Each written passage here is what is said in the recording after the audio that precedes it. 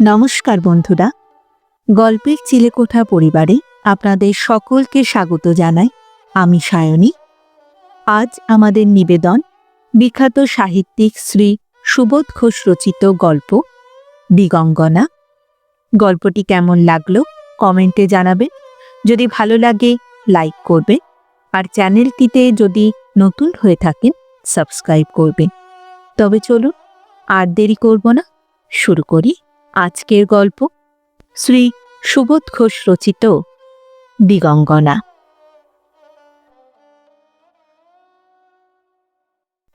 বড় তাড়াহুড়ো করে বিয়েটা হয়ে গেল, কিন্তু একথা ভেবে সেদিন কারও মনে কোনো আক্ষেপ দেখা দেয়নি, বরং সকলেই খুশি হয়েছিল। বিথিকার তো মুখ দেখেই বুঝতে পারা গিয়েছিল বিথিকা যেন ওর আশার বেশি কিছু পেয়ে গেছে। খুশি হয়েছিলেন বিথিকার কাকা কাকিমা, খুশি হয়েছিলেন বিথিকার বাবা আর মা। যার সঙ্গে বিথিকার বিয়ে হলো সেই অভিজিতের মা আর বাবাও কম খুশি হননি। আর অভিজিৎ, সেও খুশি হয়েছিল বইকি। বিয়ের আসরে বসে ঘর ভরা লোকের চোখের সামনে দু চোখ একেবারে অপলক করে বিথিকার মুখের দিকে বেশ কিছুক্ষণ তাকিয়েছিল অভিজিৎ। রেজিস্ট্রার দয়ালবাবু যখন অভিজিতের হাতের কাছে খাতাটা এগিয়ে দিলেন, তখনও অভিজিতের চোখ দুটো যেন অনিমেষ লোচন ধ্যানীর চোখের মতো একটা বিস্ময়ের আবেশে সুস্থির হয়ে গিয়েছিল। একবার একটা লাজুক হাসিও অভিজিতের মুখে ফুটে উঠেছিল। সেটাও খুব স্পষ্ট করে দেখতে পেয়েছিলেন অভিজিতের বাবা আর মা। সেই মুহূর্তে তাদের দুজনের চোখ খুশির হাসিতে উজ্জ্বল হয়ে উঠেছিল। তার আগে যেদিন অভিজিতের কাছে এসে বিথিকার নামটা প্রথম উচ্চারণ করেছিলেন অভিজিতের মা, সেদিনও দেখা গিয়েছিল যেন হঠাৎ চমকে উঠল অভিজিৎ। হাতের বইটা বন্ধ করে দিয়ে কিছুক্ষণ যেন একেবারে আশ্চর্য হয়ে সামনের লনের পাশে অশোকটার দিকে তাকিয়ে রইল। ফুলে ফুলে ভরে আছে সেই অশোক। কে না জানে এই কিছুক্ষণ আগে ওই অশোকের কাছে দাঁড়িয়েছিল বিথিকা। এ বাড়িতে প্রায় রোজই আসে বিথিকা। যেদিন যখনই আসুক না কেন, ওই অশোকটার ফুল ভরা রঙিন গৌরবের দিকে কিছুক্ষণ না তাকিয়ে থেকে বিথিকা চলে যায় না। বিথিকা দেখেছিল সেই ছোট্ট ঘরটার ভিতরে একগাদা বইয়ের মধ্যে যেন ডুবে বসে আছে অভিজিৎ। কোনো সন্দেহ নেই অভিজিতেরও বই পড়ার মন একবার চমকে উঠেছিল। দেখতে পেয়েছে অভিজিৎ সুন্দর ছবির মতো হঠাৎ আবির্ভাব যেন অশোকের ছায়া পার হয়ে লনের ওদিকে চলে গেল। ঘটনাটা যেন অনেকগুলি শুভ আকস্মিকের রাশিফল। 1 মাস আগে বিথিকা কখনো কল্পনা করেনি যে পরীক্ষাটা হয়ে গেলে কলকাতা ছেড়ে কয়েকটা দিনের জন্য কাকা আর কাকিমার কাছে গিয়ে থাকার ইচ্ছে হবে। কাকা আর কাকিমাও আশা করেননি যে বিথিকা হঠাৎ কলকাতা ছেড়ে পাহাড় আর জঙ্গলে ঘেরা এই নিরালা জনপদের আলো বাতাসের মধ্যে এসে 1 মাস কাটিয়ে যাবার জন্য ব্যস্ত হয়ে উঠবে। পরীক্ষার শেষ দিনটা শেষ হয়ে যেতেই একটা ভয়ের গ্রাসে পড়েছিল বিথিকার মন। বোটানিটাই ডোবাবে, খুব কঠিন প্রশ্ন এসেছিল, আর খুবই খারাপ উত্তর দিয়েছে বিথিকা। পাশ করতে পারবে বলে মনে করবার জোরটুকু আর মনের মধ্যে সে খুঁজে পাচ্ছিল না। আক্ষেপও করেছিল বিথিকা, এছাই বোটানি নেওয়াই ভুল হয়েছে। খুব ভালো হতো যদি ফিলোসফি নেওয়া হতো। যদি ফেল করি তবে লেখাপড়ার সব চেষ্টার এখানেই ইতি। তাছাড়া ফিরে গিয়ে আর কলকাতাতে থাকবার দরকারই বাকি, কাকা কাকিমার কাছেই থাকা যাবে। মনে মনে তৈরি হয়েই এসেছিল বিথিকা। যতদিন না পরের বাড়ি যাবার ডাক আসে ততদিন এখানেই মনের সুখে থাকা যাবে। অভিজিতের বাবা আর মা দুজনের কেউ ভাবতে পারেননি যে পাটনার নতুন কলেজের অধ্যাপনার কাজটা হঠাৎ ছেড়ে দিয়ে বাড়ি ফিরে আসবে অভিজিৎ।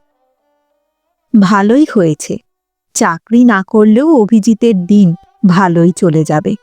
বাপ মায়ের একমাত্র ছেলে অভিজিৎ, 3টে গালাকুঠির মালিক যিনি, আর বহু চা বাগানের বিস্তর শেয়ারের অধিকারী যিনি, সেই রাখাল বাবুর একমাত্র ছেলে অভিজিৎ একটা মাস্টারি চাকরি নিয়ে পাটনাতে পড়ে থাকবে কেন?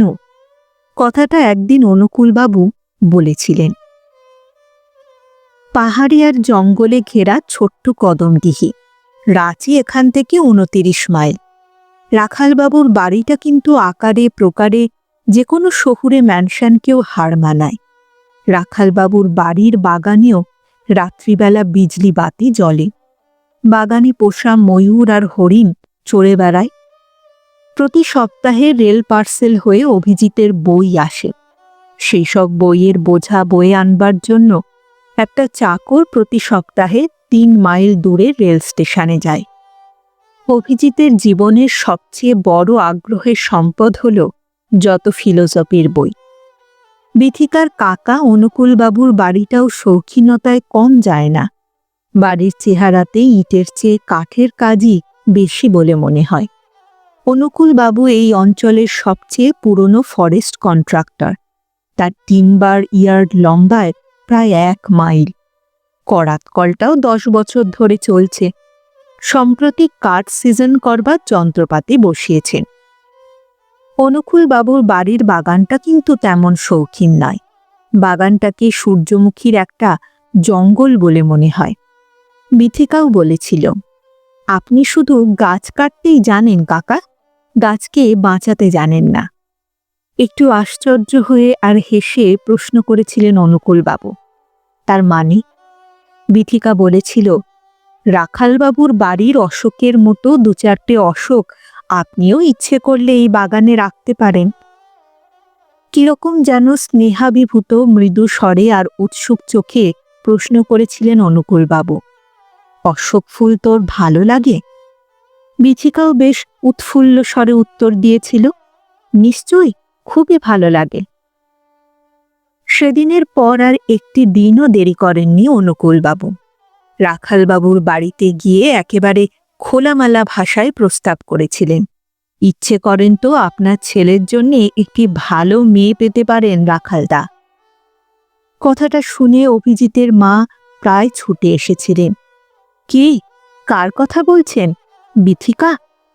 অভিজিতের বই পড়া জীবনের রকম সকম দেখে বেশ চিন্তায় পড়েছিলেন রাখালবাবু। অভিজিতের মা তো ভয় পেয়ে নানা রকম মানত করতেও শুরু করে দিয়েছিলেন। অনুকূলবাবুর কথাগুলিকে তাই ভয় ভাঙা আশীর্বাদের ভাষা বলে মনে হয়েছিল। তারপর আর দেরি হয়নি। বিথিকার নাম শুনে অভিজিতের চোখ দুটো যেন বিস্ময়ে মুগ্ধ হয়ে তাকিয়েছে। সেদিন সে দৃশ্য দেখে বিথিকাকেও একটা আশীর্বাদ বলেই মনে করেছিলেন অভিজিতের মা। কে জানে কেন, রাখালবাবুর শুধু একটাই দাবি ছিল, কলকাতাতে নয়, এখান থেকে মাত্র 29 মাইল দূরে রাঁচিতেই বিয়ের অনুষ্ঠান হয়ে যাক। আপত্তি করেননি অনুকূলবাবু। বিথিকার বাবা আর মাও আপত্তি করেননি।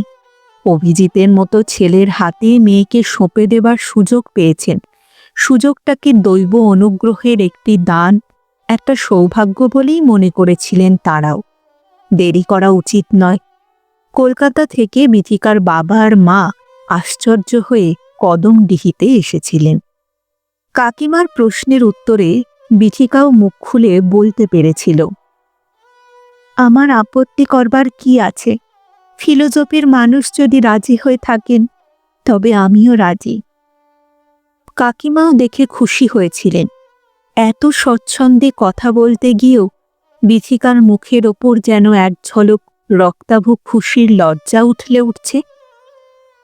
বিয়েটা রাঁচিতে হয়েছিল, কিন্তু বাসরের আয়োজন হয়েছিল কদমডিহির এই বাড়িতে। ঘরে কেউ ছিল না, তবু অনেকক্ষণ কথা বলেনি অভিজিৎ। বিথিকা তাই একটু আশ্চর্য হয়ে আর হেঁট মাথা তুলে অভিজিতের মুখের দিকে তাকিয়েছিল। তখনই কথা বলেছিল অভিজিৎ, আর সেই কথা শুনে বিথিকার চোখের তারা দুটো থরথর করে কেঁপে উঠেছিল। অনন্ততা বলতে তুমি কি বোঝো? তোমার কি ধারণা? দুচোখে কি অদ্ভুত এক মুগ্ধতা উথলে দিয়ে প্রশ্ন করেছে অভিজিৎ। বিথিকার মনে হয়েছিল অভিজিৎ যেন এই ঘরের মধ্যে কোনো অদৃশ্য মায়া সুন্দর ছায়ার সঙ্গে কথা বলছে। বিথিকা বললে, কি বললে?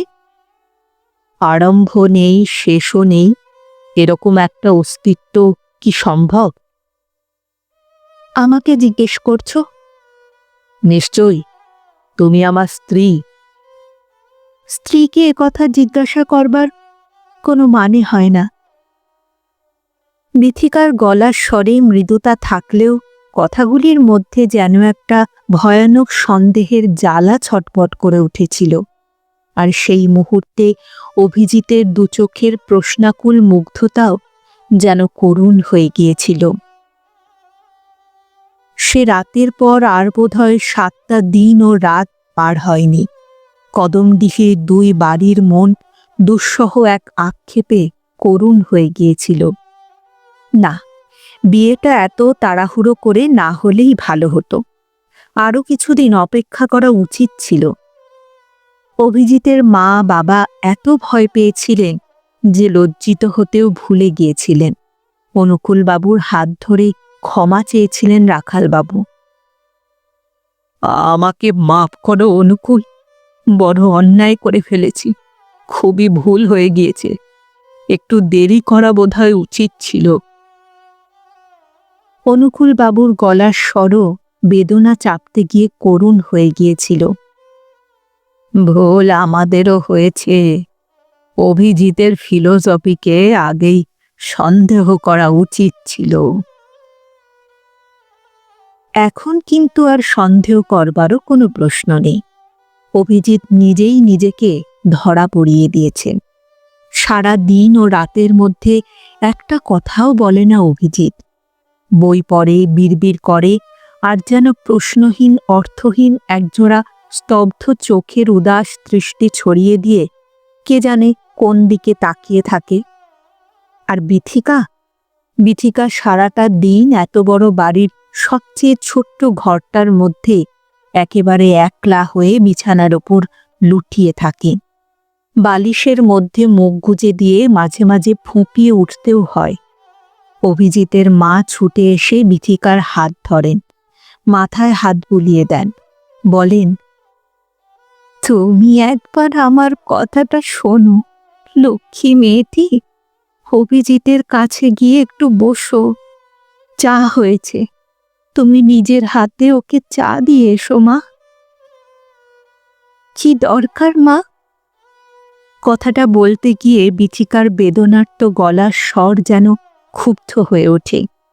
অভিজিতের মা বলেন, আমার বিশ্বাস তুমি কাছে গেলেই কথা বলবে অভিজিৎ। এই অনুরোধ অবশ্য তুচ্ছ করেনি বিথিকা। একবার দুবার নয়, অনেকবার এই অনুরোধের সঙ্গে যেন একটা চরম বোঝাপড়া করবার প্রতিজ্ঞা নিয়ে অভিজিতের কাছে গিয়ে দাঁড়িয়েছে বিথিকা, হাতে চায়ের কাপ। কিন্তু মুখ তুলে বিথিকার মুখের দিকে তাকিয়েও যেন কিছুই দেখতে পায়নি অভিজিৎ। বিথিকা যেন কোনো অস্তিত্বই নয়, শুধু বাগানের অশোকের দিকে তাকিয়ে বিড়বিড় করেছে, আর স্পিনোজার একটা বিরাট ভলিউমের পাতা উল্টিয়ে কি যেন খুঁজেছে আর পড়েছে অভিজিৎ। চুপচাপ ফিরে গিয়েছে বিথিকা। 2 মাস এভাবেই পার হয়ে যাবার পর একদিন কাকিমা এসে বিথিকাকে নিজের বাড়িতে নিয়ে গেলেন। কাকিমাও বড় করুণ স্বরে অনুরোধ করলেন, আমার একটা কথা শুনবে বিথি? বলুন। অভিজিৎকে তুমি একটা চিঠি দাও। দরকার কি? আমার মনে হয় তোমার চিঠি নিশ্চয়ই পড়বে অভিজিৎ, উত্তরও দেবে। চিঠি দিয়েছিল বিথিকা, 1-2 নয়, বোধহয় 20-25টা, কিন্তু কোনো চিঠির উত্তর আসেনি। আর 3 মাস পরে কাকিমারই সঙ্গে অভিজিতের বাড়িতে এসে দেখতে পেয়েছিল বিথিকা খামে বন্ধ সেই সব চিঠি অভিজিতের পড়ার ঘরের বইয়ের যত এলোমেলো স্তূপের এদিক ওদিকে আর ফাঁকে ফাঁকে ছড়িয়ে ও গড়িয়ে পড়ে আছে। একটা চিঠিও খোলেনি বা পড়েনি অভিজিৎ। বিথিকা বলেছিল, আর কেন কাকিমা, সবই তো দেখা গেল। কাকিমা বললেন, হ্যাঁ। অভিজিতের মা বললেন, না, আমার আর কিছু বলবার নেই। সত্যিই তো, আর কি বা বলবেন অভিজিতের মা? অভিজিৎ পাগল হয়েছে, এই সত্যি আর সন্দেহ কোথায়?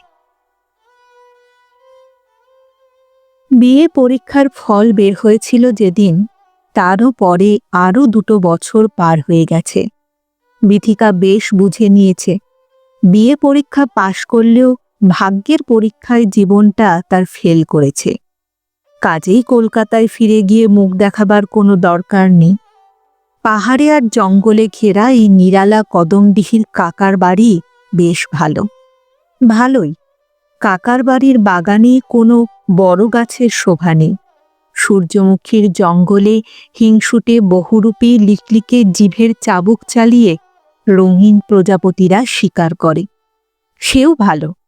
অন্তত বিথিকার ভাগ্যটার চেয়ে ভালো ভাগ্য পেয়েছে রঙিন প্রজাপতিরা। একটা নিষ্ঠুর ঠাট্টার সঙ্গে বিয়ে হওয়াই জীবনটাকে এখানেই চুপচাপ কাটিয়ে দিতে পারলেই আরও ভালো। এর মধ্যে আরও একটা ভালো ব্যাপার ঘটে গিয়েছে, যে জন্যে বিথিকার কদমডিহির এই জীবন একটা স্বস্তি লাভ করেছে। অভিজিৎ এখানে নেই। রাখালবাবুর গালাকুঠির ম্যানেজার হৃদয়বাবু আর 2 চাকরের খবরদারির অধীন হয়ে পাগল অভিজিৎ এখন আছে দেরাদুনে। তার আগে ছিল সিমলাতে। রাঁচির মানসিক হাসপাতালের লেফটেন্যান্ট কর্নেল হিল যা বলে দিয়েছেন তাই করা হয়েছে। খাওয়া দাওয়া, কাজ, ঘুম, বিশ্রাম, খেলা আর বেড়াবার যেসব নিয়ম করে দিয়েছেন, ঠিক সেই সব নিয়মের শাসনে ও আদরে অভিজিতের জীবনের দিনগুলি পার হয়ে যাচ্ছে। কিন্তু খবর পেয়েছে বিথিকা, যা ছিল অভিজিৎ আজও সে তাই আছে, একটুও বদলায়নি। সেই স্তব্ধ দৃষ্টি, সেই গম্ভীর মুখ, সেই মৃদু বিড়বিড় আর সেই নির্বাক অস্তিত্ব। মাসে 1000 টাকার বেশি খরচ করছেন রাখালবাবু, কিন্তু অভিজিতের মুখে একটি কথাও ফোটাতে পারেননি। কাকার কাকিমার মন কিন্তু তাদের পুরনো বিষাদের মধ্যে আবার একটা দুশ্চিন্তার আঘাত পেয়ে চমকে উঠেছে। বিথিকা এখন আর সেরকম গম্ভীর হয়ে আর ঘরের নিভৃতে একলাটি হয়ে পড়ে থাকতে চায় না। বিথিকার চোখের তারা যেন মাঝে মাঝে ঝড়ের রাতের তারার মতো অদ্ভুতভাবে ঝিকমিকিয়ে হেসে ওঠে। অনুকূলবাবুও মাঝে মাঝে উদ্বিগ্ন হয়ে আর বিথিকার কাকিমাকে আড়ালে পেয়ে প্রশ্ন করেন, সৌমেন কি আজও এসেছিল? কাকিমা বলেন, হ্যাঁ। কদমডিহি থেকে 25 মাইল দূরে সিলিঘাটের নতুন কলিয়ারির ম্যানেজার হয়ে এখন কাজ করছে যে, সেই সৌমেন হল কাকিমারই বড়দির মেজ ছেলে। সৌমেন দেখতে বেশ সুন্দর। সৌমেন এক হাতে গাড়ি স্টিয়ারিং ধরে আর এক হাতে বন্দুক ফায়ার করতে পারে। সেই বন্দুকের এক গুলিতে জঙ্গলি পথে সন্ধ্যাবেলার ভালুক হুমড়ি খেয়ে গড়িয়ে পড়ে আর মরে যায়। সৌমেনের কাছে এই গল্প শুনে কাকিমার কাছেই গল্প করেছে বিথিকা। 16 আনা কাজের মানুষ সৌমেন। সৌমেন নিজেই বলেছে, বইটই পড়ার কোনো শখ বা বালাই তার নেই। ওসব তার ধাতেই সহ্য হয় না। তার চেয়ে বেশ ভালো এই হল্যান্ড অ্যান্ড হল্যান্ড। কাজের ফাঁকে কিংবা ছুটি ছাটার দিনে অন্তত 2-4টা হরিয়াল মেয়ে সময়টা সার্থক করা। সে নাকি 1 মিনিটও চুপ করে বসে থাকতে পারে না। বোধহয় আস্তে কথা বলতে পারে না সৌমেন, চেঁচিয়ে কথা বলাই তার অভ্যাস। একদিন অনুকূলবাবুর চোখের সামনে মাত্র 2 হাত দূরে দাঁড়িয়ে থেকেও চিৎকার করে একটা সুখবর জানিয়েছিল সৌমেন। আমার জন্য একটা নতুন বাংলো তৈরির খরচ মঞ্জুর করিয়ে ছেড়েছি মেসোমশাই। 3 মাস ধরে অবিরাম তাগিদ দিয়ে দিয়ে হেড অফিসকে অস্থির করে তুলেছিলাম। বিথিকার সঙ্গেও যেসব কথা বলে সৌমেন, সেসব কথা ওদিকের বারান্দায় দাঁড়িয়েও শুনতে পান কাকিমা। তুমি সারাদিন কি করো বিথিকা? কি আর করব, চুপ করে বসে থাকি। কাজ করো না কেন? কোনো কাজে মন লাগে না।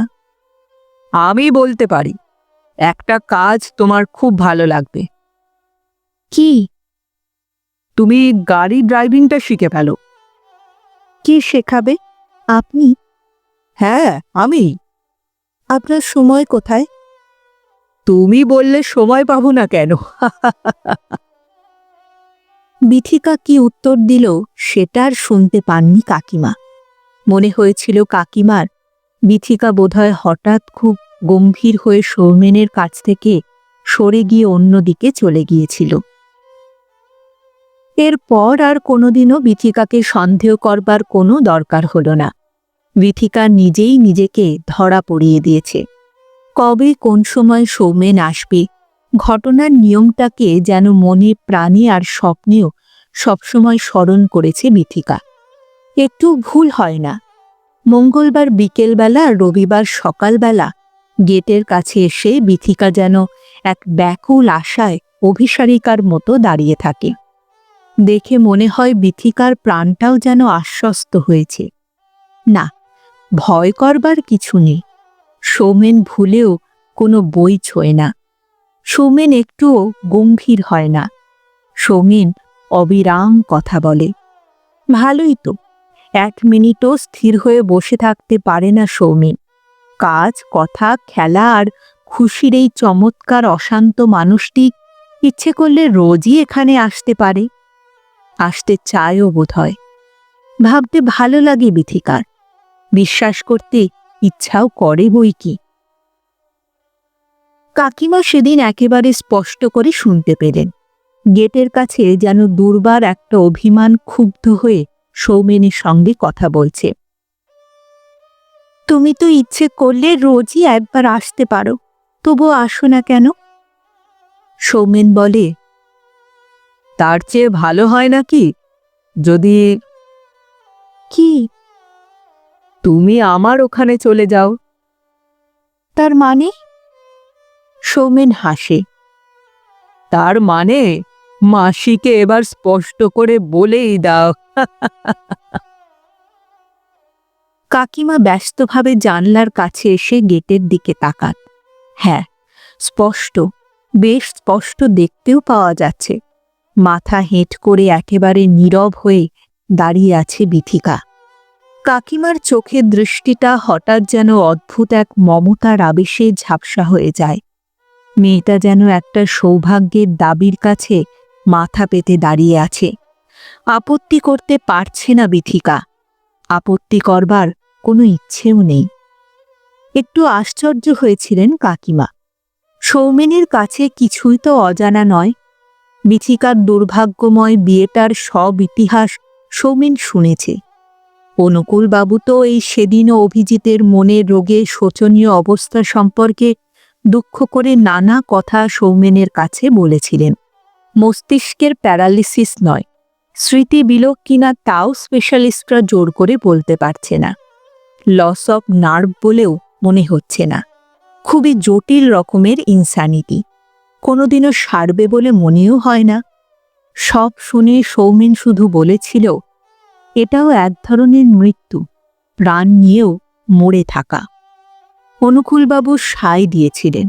তবে আর আপত্তি করবার কি আছে?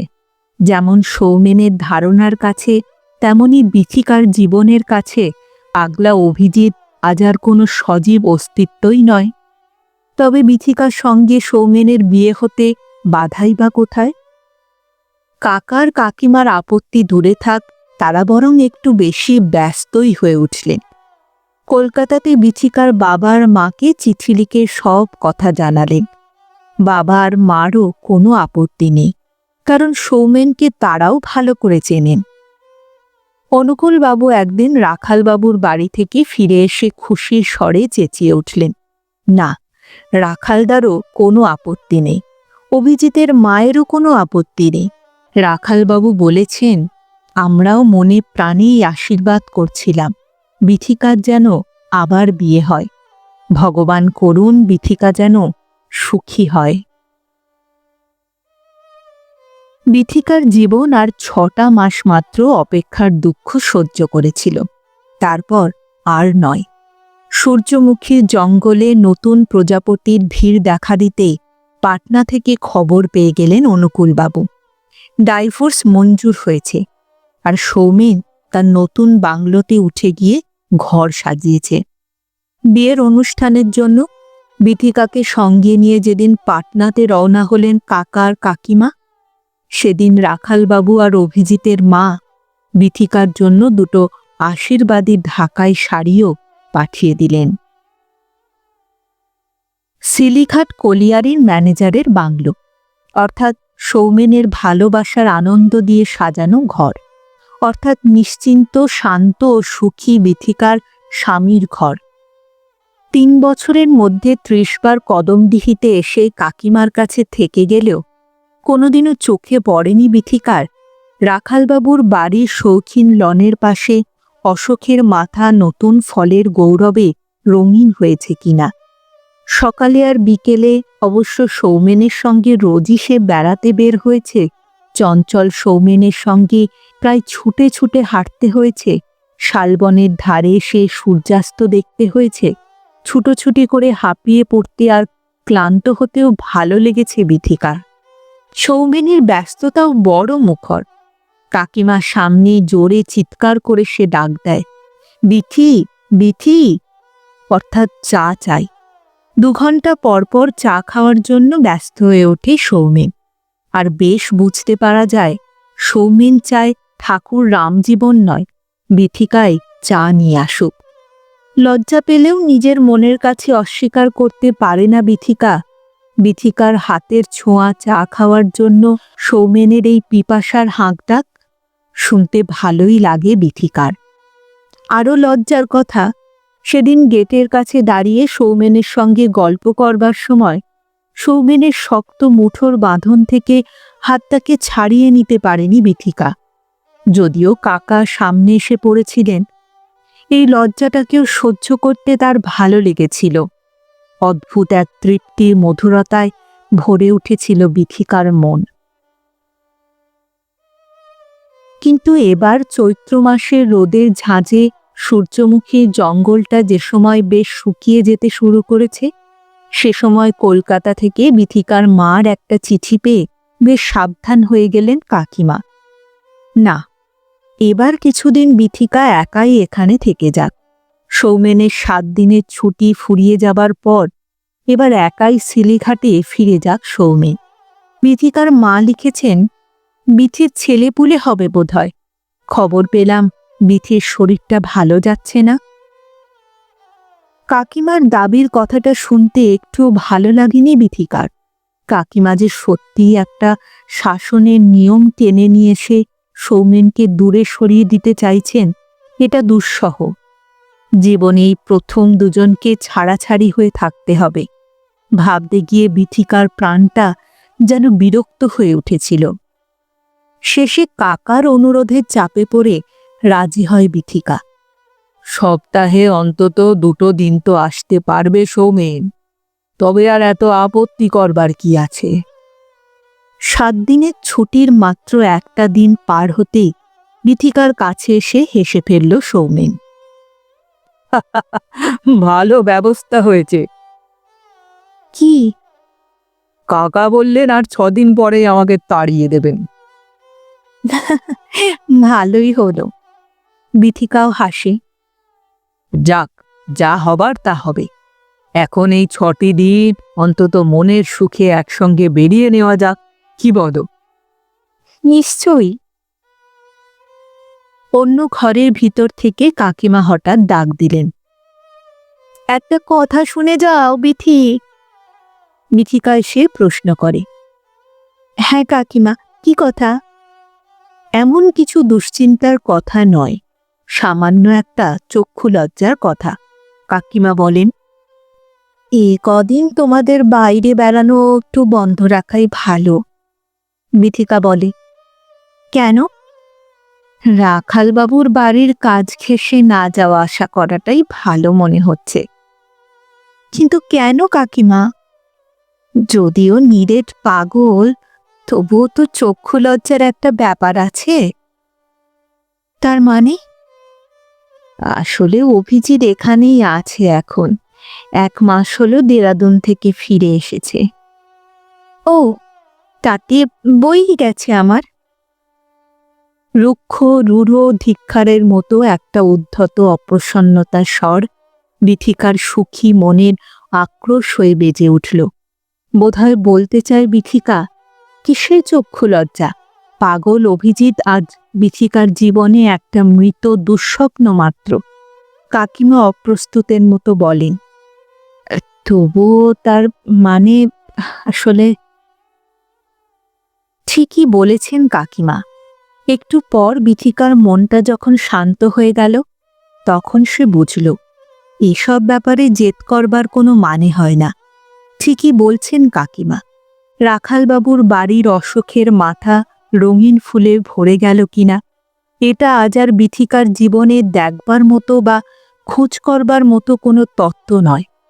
কোনো দরকার নেই। যে জায়গাটা বিথিকার কাছে আজ নিছক একটা প্রয়োজনহীন শ্মশান মাত্র, সে জায়গার ধুলো মারিয়ে আর হাঁটাহাঁটি না করাই ভালো। শরীরটা ভালো নেই, সৌমেনকেও বুঝিয়ে শান্ত করে বিথিকা। কদিন বাড়ির বাইরে ছোটাছুটি না করে তার চেয়ে সূর্যমুখীর জঙ্গলের আশেপাশে ঘুরে বেড়ানোটাই ভালো হবে। 2 দিন পার হয়ে গেলেও সৌমেনের সঙ্গে বাড়ির বাইরে কোথাও বেড়াতে গেল না বিথিকা। সারাটা দিন ওরা দুজনে বাড়ির ভেতরে কিংবা বারান্দায় কিংবা কুয়োতলায় সবজি ক্ষেতের ধারে ধারে ঘুরে বেরিয়ে গল্প করে। কিন্তু কি আশ্চর্য, কাকিমার চোখের ভয় ভয় সতর্কতার ভাবটা তবুও মুছে যায় না। গেট খোলার শব্দ শুনলেই কাকিমা উদ্বিগ্ন হয়ে ঘরের জানলার কাছে এসে উঁকি দিয়ে তাকান, যেন সন্দেহ করছেন বিথিকার সৌমেন বুঝি সত্যই বাড়ির বাইরে বেড়াতে চলে গেল। কাকিমার কাছে এসে বিথিকা বলে, কাকিমা, কি যেন ভাবছ বলে মনে হচ্ছে? কাকিমা বলেন, ভাববার কোনো কথা নয়, তবে ওই কিনা। কি? বাড়ির বাইরে যেতে বারণ করেছি বলে রাগ করনি তো? না না, রাগ করব কেন? কিন্তু তুমি বা এত ভয়ে ভয়ে কথা বলছো কেন? ভয় এই যে তোমাকে দেখতে পেলে অভিজিৎ বোধহয় চিনে ফেলতে পারবে। চমকে ওঠে বিথিকা। কেন? পাগল কি ভালো হয়ে গেছে নাকি? না না, একটুও ভালো হয়নি, তবে পাগলামির রকম বদলেছে। তার মানে? আজকাল আর ফিলোজফির বই টই ছোঁয় না, সারাক্ষণ শুধু একগাদা চিঠি নিয়ে। কি কি বললে? তোমারই লেখা সেই চিঠিগুলো খুলে টেবিলের উপর সাজিয়ে রেখেছে অভিজিৎ, আর যখন তখন প্রায় সব সময় চিঠিগুলো পড়ছে। বিথিকার চোখের তারা দুটো হঠাৎ একবার অচঞ্চল হয়ে যেন একটা ভয়াল কৌতুকের কালো ছায়ার দিকে তাকিয়ে থাকে। কাকিমা বলেন, পাগলামি বরং বেড়েছে বলে মনে হচ্ছে জানো। যখন তখন হাত তুলে কি যেন ধরতে চায়। অভিজিতের মা বলেন, বোধহয় চা খাওয়ার জন্য এরকম কাণ্ড করে অভিজিৎ। হাত তুলে চায়ের কাপ পেতে চায়। অভিজিতের মা 1 কাপ চা নিয়ে এসে হাতের কাছে যখন তুলে ধরেন, তখনও অবুঝের মতো ফ্যালফ্যাল করে মার মুখের দিকে কিছুক্ষণ তাকিয়ে থাকে। বিথিকার যেন একটা ছটফটে নিঃশ্বাসের জ্বালা চেপে বসে। প্রশ্ন করে, কেন চা খায় না? খায় খায়। কথা বলে না? না।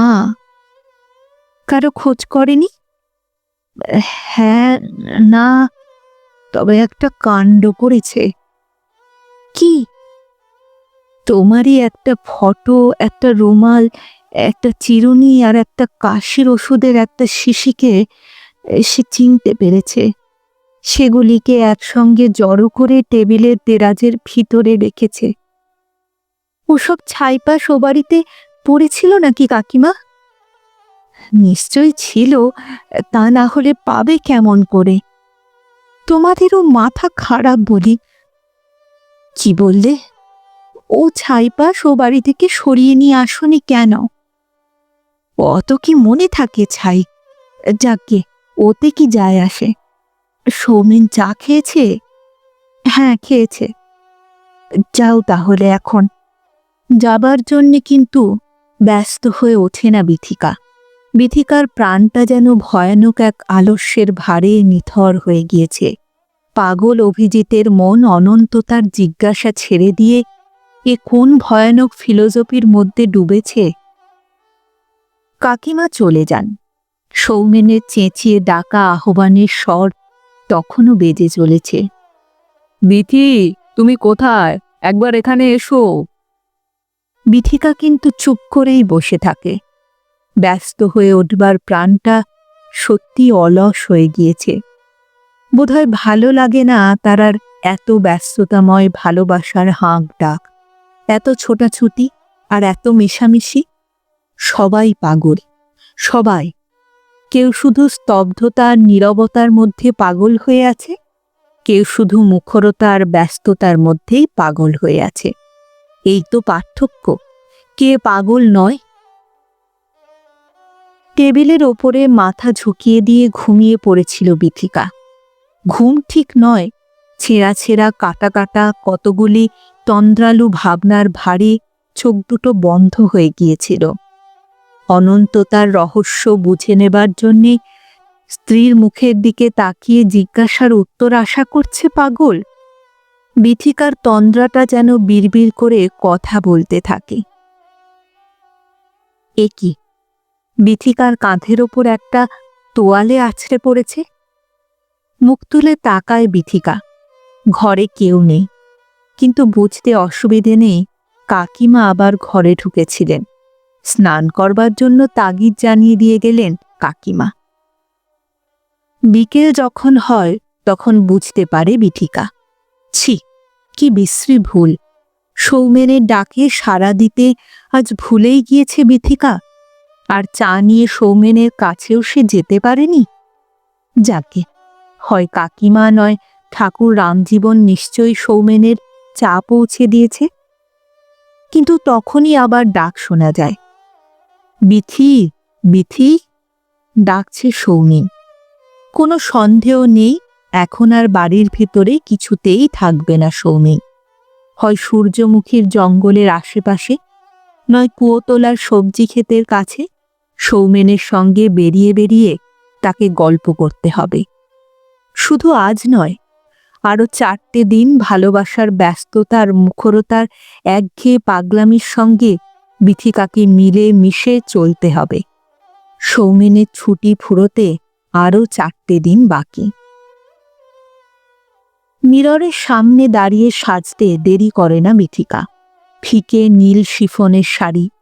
জানে বিথিকা, এই শাড়িতে বিথিকাকে সবচেয়ে সুন্দর দেখায়। অনেকদিন হলো খোপার ছাদ নিয়ে মাথা ঘামায়নি বিথিকা, কিন্তু আজ মনে হয় দড়ি দাঁড়া দিয়ে বাঁধা চাঁদা না করে খোপাটাকে ঢিলে করে আর 2টো পিন দিয়ে কাঁধের ওপরে এলিয়ে দিলেই ভালো দেখাবে। কিন্তু সাজতে গিয়ে যে সন্ধ্যা প্রায় হয়ে গেল। এত পরিপাটি করে সাজবার তো কোনো ইচ্ছে ছিল না বিথিকার। সৌমেনের হাঁক ডাকও আর শোনা যায় না। ভদ্রলোক একাই বেরিয়ে গেল নাকি? কদমদিঘির পাহাড়ের মাথা থেকে সন্ধ্যার আগের শেষ আভাটুকুও সরে গেল। গেটের মাথার বাতিটা জ্বেলে দিয়েছে চাকর পরশুরাম। সূর্যমুখীর জঙ্গলটা উসখুস করছে। অদ্ভুত রকমের ছেঁড়া ছেঁড়া চৈতি বাতাস বইতে শুরু করেছে। গেটের দিকে 2 চোখ প্রায় অপলক করে আর অনেকক্ষণ ধরে তাকিয়ে থাকে বিথিকা। সঙ্গে সঙ্গে বিথিকার সুন্দর মুখের ওপর সুন্দর করে মাখানো পাউডারের পরমাণুগুলি যেন অদ্ভুত একটা ইচ্ছের জ্বালায় লালচে হয়ে যায়। ছিছে, কি সাংঘাতিক ভুল! একটু দূরে দাঁড়িয়ে, অন্তত অশোক গাছটার কাছাকাছি দাঁড়িয়ে মানুষটাকে শুধু একবার চোখে দেখে আসতে ভুলে গিয়েছে বিথিকা। কিন্তু দূরে দাঁড়িয়ে কেন? একবার কাছে গিয়ে দাঁড়িয়ে মানুষটাকে একবার বলে দিয়ে এলেই তো হয়। তুমি আর এসব চিঠি পড়ো না। এইসব যত ছাইপাশ ভঙ্গুরতা আর নশ্বরতা আর শান্ততা, যত সব চমৎকার মিথ্যা, তোমার স্পিনোজা কান্ট আর অনন্ততার জিজ্ঞাসা নিয়েই তুমি পড়ে থাকো। তুমি তো পাগল নও, তবে এটুকু বুঝতে পারো না কেন যে আমি মরে গিয়েছি, মরে গিয়েছি। এগিয়ে যায় বিথিকা। গেট খোলবার জন্যে হাত তুলতেই যেন একটা ছায়া ব্যস্তভাবে ছুটে এসে বিথিকার পিছনে এসে দাঁড়িয়ে পড়ে। চমকে হাত নামিয়ে নেয় বিথিকা, গলার স্বরও তার চমকে ওঠে। কে? উত্তর দেয় সৌমেন। আমি। আশ্চর্য হয়ে জিজ্ঞাসা করে বিথিকা। কি হলো? সৌমেন হাসে। আমিও তো জানতে চাই, কি হলো? একা একা কোথায় চললে তুমি? সৌমেনের একটা হাত শক্ত করে চেপে ধরে বিথিকা। কোথাও যাচ্ছি না, কিন্তু। কি? আমি এখানে একা একা থাকতে পারবো না। তার মানে? আমিও তোমার সঙ্গে সিলিঘাটে যাব। বেশ তো, এখনো তো ছুটির আরও 4টে দিন।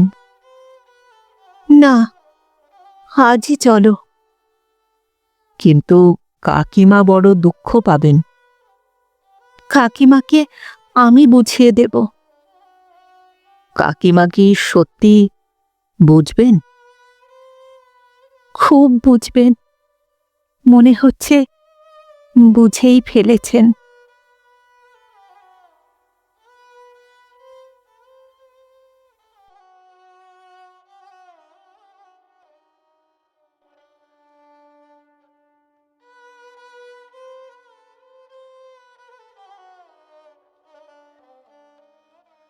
শুনছিলেন আজকের গল্প শ্রী সুবোধ ঘোষ রচিত দিগঙ্গনা। ফিরে আসছি আরেকটি নতুন গল্পের সঙ্গে কিছুদিনের মধ্যে। ততদিন ভালো থাকবেন, সুস্থ থাকবেন এবং গল্পে থাকবেন। আর আমার গল্প পাঠ ও উপস্থাপনা যদি ভালো লাগে তাহলে লাইক আর কমেন্ট করতে ভুলবেন না। আর চ্যানেলটিতে যদি নতুন হয়ে থাকেন সাবস্ক্রাইব করবেন। এতে আমার উৎসাহ ও আত্মবিশ্বাস দুইই বাড়ে। তাহলে আজ এখানেই বিদায় নিচ্ছি। আবার দেখা হচ্ছে। নমস্কার।